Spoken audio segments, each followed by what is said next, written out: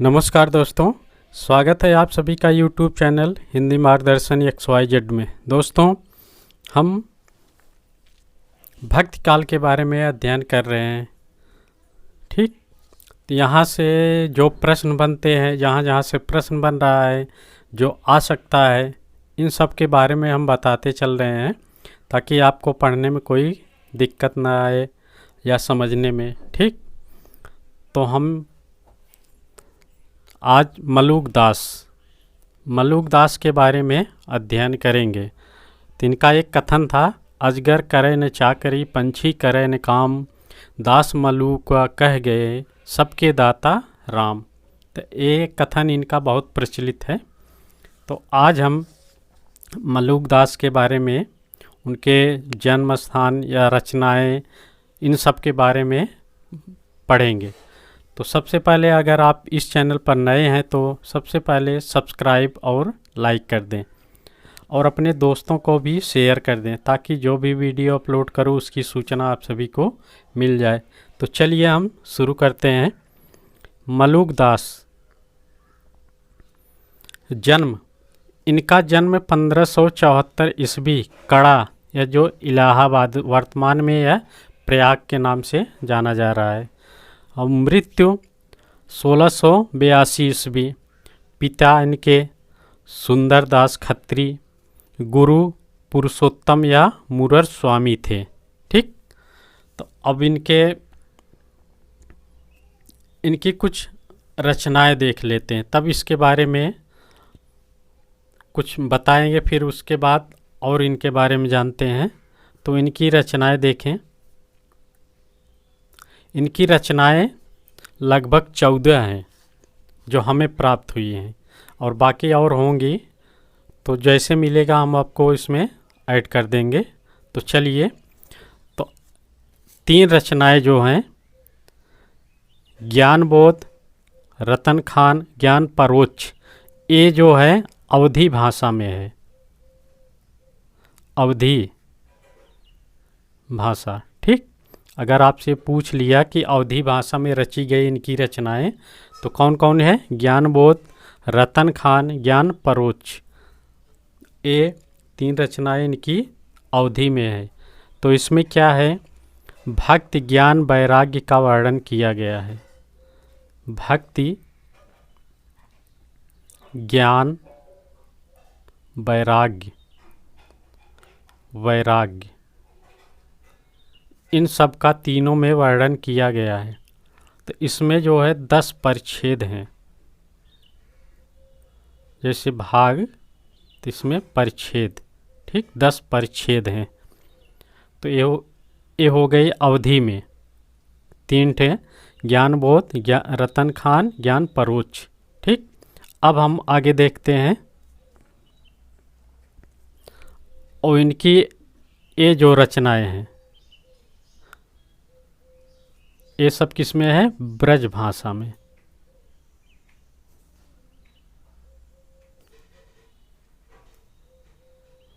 किस में है?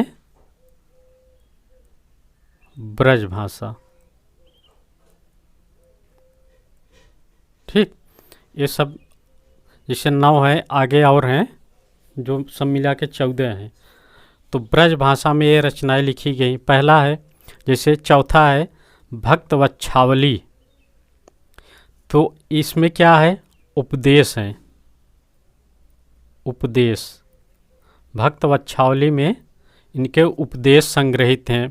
फिर भक्ति विवेक, दार्शनिक विचार हैं। इसमें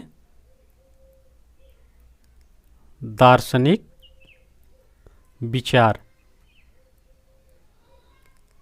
इसमें काशी नृप की कथा भी है। ठीक, अगर पूछ लिया काशी नृप की कथा किस में है, तो भक्ति विवेक में। फिर 12 खड़ी, ये भी उपदेशात्मक रचनाएं इसमें हैं। तो नंददास यानी कृष्ण कवि हैं, उनकी प्रेम 12 खड़ी है। इसको ध्यान दीजिएगा, 12 खड़ी मलूक दास की और नंददास प्रेम 12 खड़ी है। ये दोनों में अंतर है, कहीं कंफ्यूज ना हो, इसलिए हम दोनों बता दे रहे हैं। फिर राम अवतार लीला, सातवां है राम अवतार लीला। इसमें अवतार और चरित्रों का वर्णन है। अवतार, इससे ही मालूम पड़ रहा है कि अवतार के बारे में वर्णन किया गया है, पुनर्जन्म के बारे में। तो इसमें यह सगुण ब्रह्म के विषय में जो है अवतारों और चरित्रों का वर्णन किया गया है। ब्रज लीला, ये भी अवतारों का वर्णन है।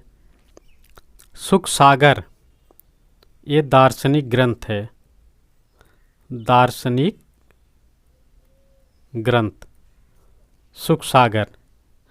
हम इसलिए बताते चल रहे हैं, कभी ये भी पूछ लेता है कि दार्शनिक ग्रंथ है, उपदेशात्मक कौन से हैं, तो इसमें आप कंफ्यूज ना हो, ऐसा ना हो कि नहीं हमने नहीं पढ़ा है। ठीक, फिर आगे स्फुट पद, इसमें भी उपदेशात्मक है।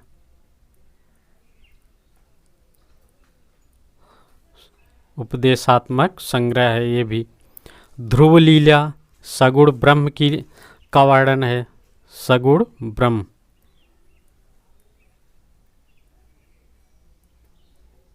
ठीक, ध्रुव चरित्र, शब्द और विभव विभूति। तो इसमें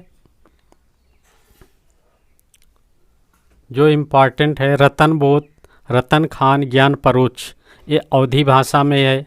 ज्ञान बोध ये कई बार प्रश्न में आया है, टीजीटी और पीजीटी दोनों में पूछा गया है। टीजीटी और पीजीटी दोनों में यह प्रश्न आया है, कई बार पूछा गया है। ठीक, फिर आगे है भक्ति विवेक, यह भी पीजीटी में आया हुआ प्रश्न है, पीजीटी में भक्ति विवेक। ठीक, और भक्त वच्छावली, 12 खड़ी, राम अवतार लीला और सुख सागर, ये सब इम्पॉर्टेंट है, इसको ध्यान दीजिएगा। तो आगे हम चलते हैं। अब हमने बता दिया कि अवधी और ब्रज में कौन कौन सी रचनाएं हैं, तो इनकी भाषा तो कौन कौन सी हो गई, अवधी और ब्रज भाषा। ठीक, ये अकबर के समय आगमन तथा निधन इनका औरंगजेब के समय, ये काफ़ी उम्र तक जीवित रहे, मतलब यानी 108 वर्ष तक ये जीवित रहे। तो आप इसी से अंदाज़ा लगा सकते हैं कि अकबर के समय इनका जन्म हुआ, अकबर के समय, और मृत्यु कब हुई, औरंगजेब।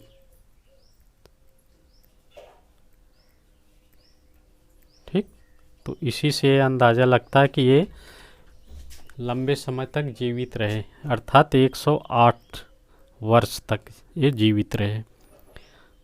ये निर्गुण पंथ के नामी संतों में गिने जाते हैं। मलुकदास का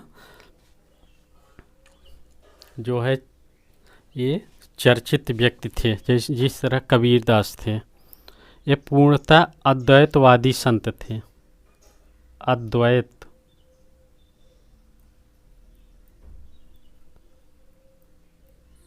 अद्वैतवादी। ठीक, ये योग साधना से प्रभावित थे, अर्थात ये योग में विश्वास रखते थे, योग साधना इनका प्रमुख केंद्र था। फिर इनकी गद्दियाँ देख लें, इनकी गद्दियाँ कहाँ कहाँ है, कड़ा है, जयपुर है, गुजरात,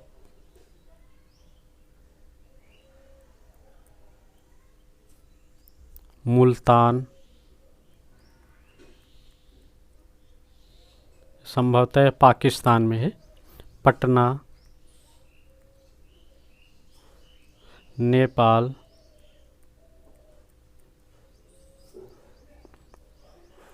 और काबुल। ये इनकी प्रमुख गद्दियाँ थीं। यहाँ यहाँ इनकी गद्दियाँ स्थापित हैं। तो इससे अंदाज़ा लग सकता है कि यह विदेशों तक इनका प्रभाव था। ठीक। ये मूलक पंथ, जैसे मलूक दास अपने नाम से ही मूलक पंथ के प्रवर्तक थे। एक बार एक शाही जहाज को डूबने से बचा लिया था। एक बार ये एक शाही जहाज को डूबने से बचा लिए थे। और ये इनके बारे में एक कथन था कि अर्थात इनका एक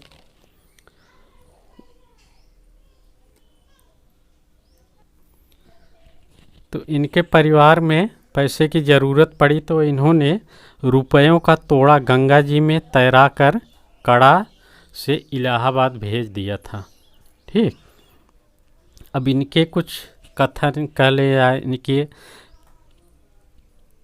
कविता के जो मुख्य बिंदु हैं जिससे सीख लगभग कहावत के रूप में प्रचलित हो गई हैं। एक पहला तो है, अजगर करे न चाकरी, पंछी करे न काम, दास मलूका कही गए सबके दाता राम। एक, नाम हमारा खाक है, हम खाकी के बंदे, खाकें से पैदा हुए अति गाफिल गंदे। ये दो इम्पॉर्टेंट है। एक,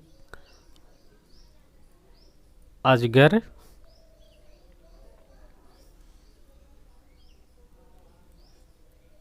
करे न चाकरी। ठीक। और दूसरा है, नाम हमारा खाक है।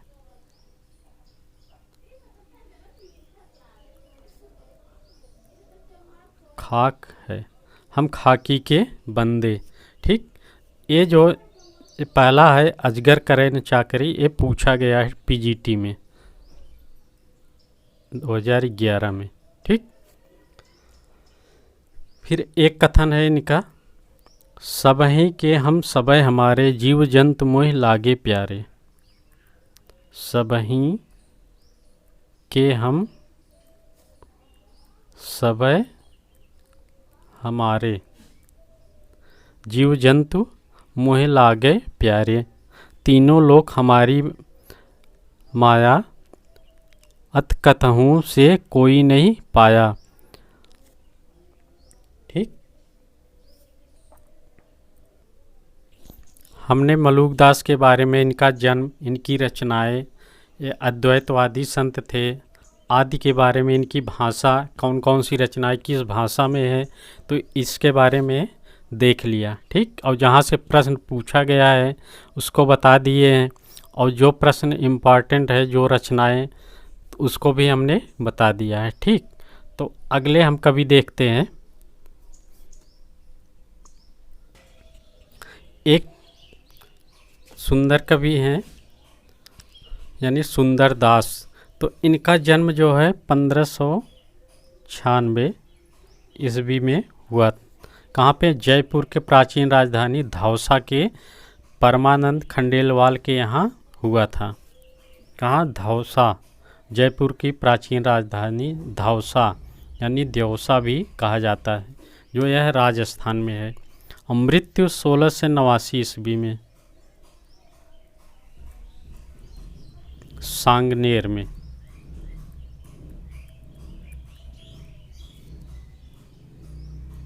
धौसा में जन्म और सांगनेर में मृत्यु, दोनों राजस्थान में है। 6 वर्ष की अवस्था में दादू दयाल के शिष्य बने। इनके गुरु कौन थे?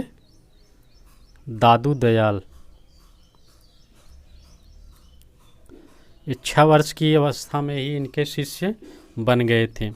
सुंदर दास जितने भी उस समय के संत हुए, संत कवि हुए थे, उनमें सबसे ज़्यादा पढ़े लिखे सुंदर दास ही माने जाते हैं। ठीक। ये प्रश्न पूछा गया है कि सुंदर दास संतों में सबसे अधिक पढ़े लिखे थे। ठीक। वे बुद्धिमान और समुचित शिक्षा प्राप्त की थी। सुंदर दास श्रृंगार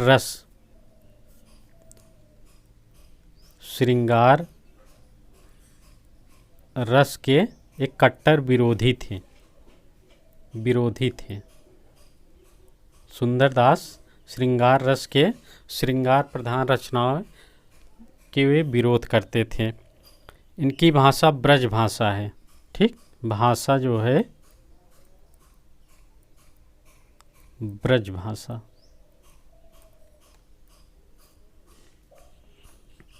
और इनकी रचनाएं थी ज्ञान समुद्र, सुंदर विलाप। ज्ञान समुद्र और सुंदर विलाप। एक इनके नाम से ही है, सुंदरदास यानी सुंदर विलाप। फिर ज्ञान, ये बहुत ज्ञानी व्यक्ति थे, तो इसलिए इन्होंने ज्ञान समुद्र की रचना की। तो इसे याद करने का तरीका है कि सुंदरदास यानी सुंदर विलाप, ये पढ़े लिखे थे, बुद्धिमान थे, ज्ञानी व्यक्ति थे, तो ज्ञान समुद्र। और ज्ञान तिलक किसकी है? गोरखनाथ की है। कंफ्यूज मत करिए, गोरखनाथ क्या है? ज्ञान तिलक।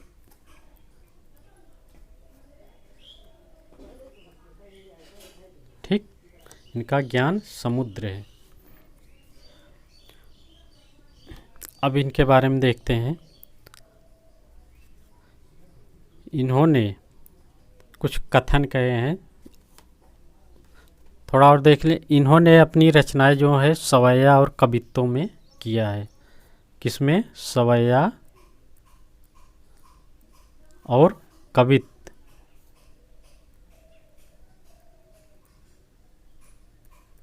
इनकी रचनाएं सवैया और कवित्त में हैं। इनके कथन है जैसे आभड़ छीत अतीत सो होत बिलार और कुकर चाटत हाड़ी। वृक्ष न नीरन उत्तम चीर सुदेशन से गत देश है मारू। गंधत प्याज बिगारत नाज न आवत लाज करे। रसक प्रिया रसमंजरी और सिंगारे जान। चतुराई कर बहुबुद्धि विषय बनाई आन। जू रोगी मिष्ठान खाई रोगहि विस्तारे। सुंदर ए गति होई रसिक सो रस प्रिया धारे। ठीक, ये इनके कुछ कथन थे, यानी इनके काव्य थे जो प्रश्न की दृष्टि से इम्पॉर्टेंट है। इसको आप ध्यान दीजिएगा। जैसे आभड़ छीत अतीत सो, अगर लिखना चाहें तो लिख लें। आभड़ छीत अतीत सो होत बिलार और कुकर चाटत हाड़ी, पहला। दूसरा है वृक्ष न नीरन उत्तम चीर सुदेशन में गत देश है मारू। और तीसरा है गंधत प्याज बिगारत बाज न आवत लाज करे। और चौथा है रसिक प्रिया रस मंजरी और सिंगारह जान। चतुराई कर बहुविधि विषय बनाई आन। पांचवा है जो रोगी मिष्ठान खाई रोगहि विस्तारे। सुंदर ए गति होई रसिक सो रस प्रिया धारे। तो ये इनके कथन थे। इनकी रचनाएं बहुत हैं, लगभग 42 ग्रंथों की रचना की है, लेकिन दो ही इनके महत्वपूर्ण हैं। सुंदर विलास यानी सुंदर विलाप कवित्त सवैया में अधिक छंद हैं। ठीक, सुंदर ग्रंथावली एक इनका है, सुंदर ग्रंथावली। इसका संपादन हरिनारायण शर्मा ने किया। हरिनारायण शर्मा ने इनका संपादन किया। ठीक, दादू दयाल के शिष्यों में सुंदरदास, रज्जब, इन दोनों के बारे में हमने देखा है। दोनों जगह से प्रश्न पूछे गए हैं, तो इसलिए इनको बताना उचित था। ठीक, फिर अब हम देख लेते हैं। एक थे जंभनाथ। जंभनाथ या इनको जंभेश्वर जम्भेश्वर भी कहते हैं। ठीक, इनका जन्म 1451 में जोधपुर नागौर प्रदेश के पिपासर गांव में हुआ था। सिद्धि प्राप्त होने पर ये मुनीन्द्र जम्भऋषि कहलाए। जब इनको सिद्धि प्राप्त हो गई योग से तो इन क्या कहलाए, इनका नाम हो गया मुनीन्द्र जम्भऋषि।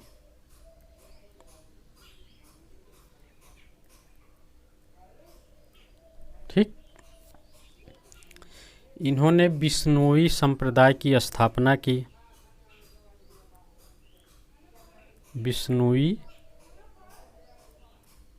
संप्रदाय, इनके बारे में हो सकता है यहाँ से प्रश्न बन जाए।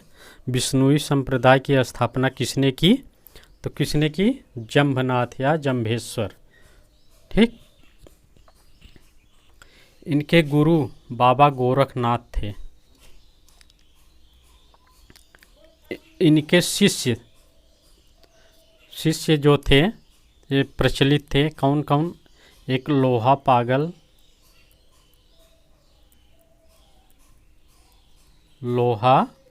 पागल, मालदेव दत्तनाथ,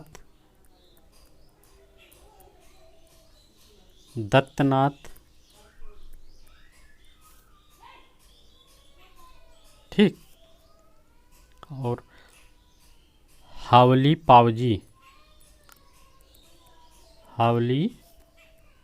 पावजी, ये इनके शिष्य थे। किसके, जम्भनाथ के। ठीक, एक आगे देखते हैं, हरिदास निरंजनी।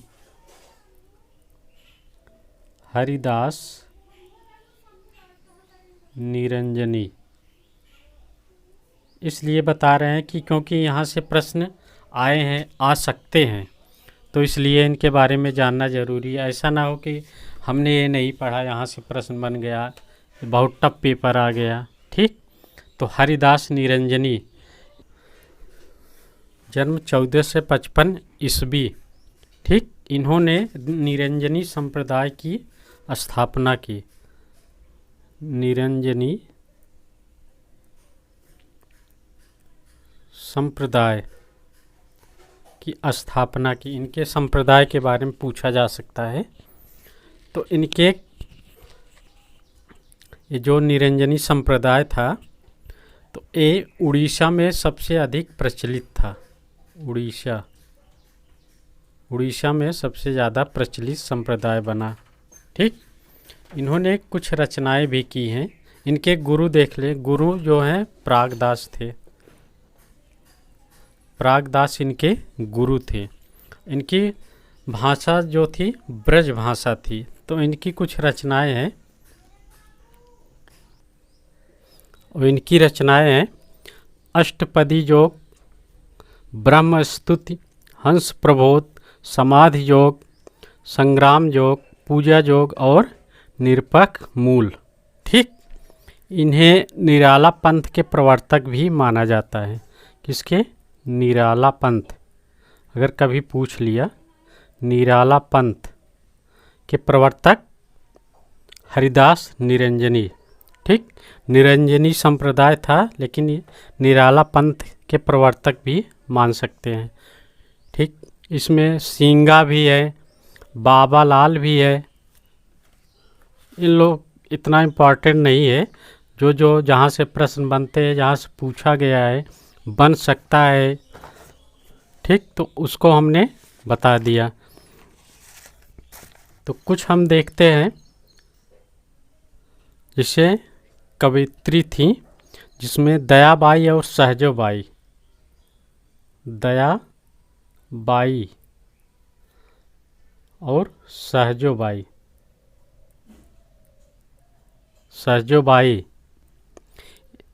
ये निर्गुण संत परंपरा की कवित्री थी। अगर कभी पूछ लिया कि निर्गुण संत परंपरा की कवित्री कौन कौन है, तो इसमें कौन कौन है, दयाबाई, सहजोबाई और बाबरी साहिबा।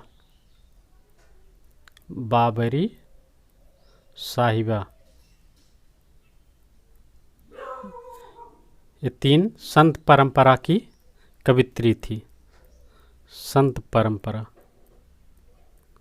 ठीक, ये प्रश्न बन सकता है कभी भी। और एक संत रविया जो थी ये प्रेमाख्यान यानी प्रेम कवित्री थी, तो इसमें इसको नहीं मानेंगे। केवल ये दयाबाई और सहजोबाई और बाबरी साहिबा ये संत परंपरा की थी।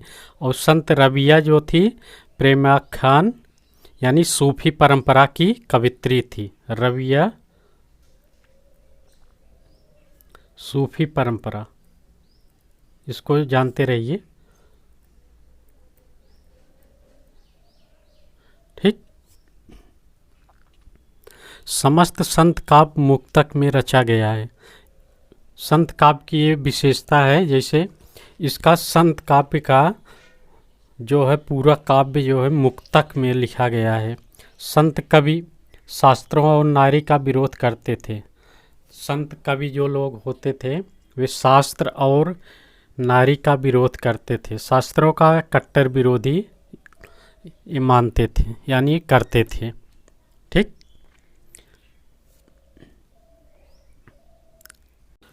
अब हम संत परंपरा में कुछ प्रवर्तक और संप्रदाय देख लेते हैं, जिसने किस संप्रदाय की या किस पंथ की स्थापना की।